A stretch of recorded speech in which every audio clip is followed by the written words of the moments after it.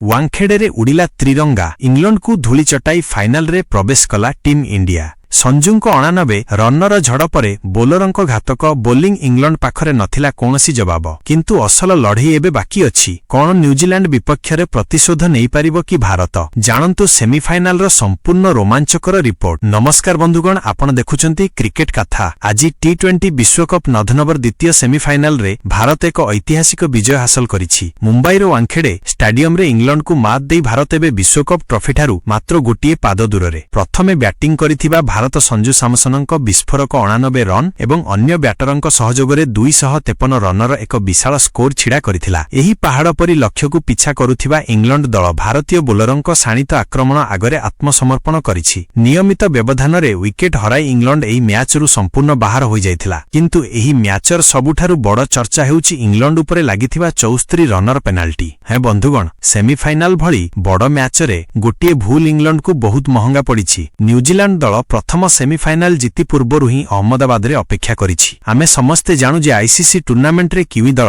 सबुबेले भारत पई एक बड़ आह्वान साजिथाए, किंतु एथर सुजोग रहिछि पुराना पराजयर प्रतिशोध नेई निज माटी रे विश्व विजयी हेबार। भारतर एही विजय परे सारा देश रे एबे उत्सवर माहौल। वांखेड़ेरु अहमदाबाद सबुठी गुंजरित हेउछि चक दे इंडिया। बंधुगण, आपनकु कोन लागुछि? फाइनाल रे संजू सैमसन पुणी थरे चमकिबे त? आउ भारत न्यूजीलैंड को हराई विश्वकप जितिबो कि नाही? हमकु कमेंट करी निश्चय जणांतु। क्रिकेटर एमिति ताजा खबर पाई क्रिकेट कथा को एबे ही सब्सक्राइब करंतु। धन्यवाद।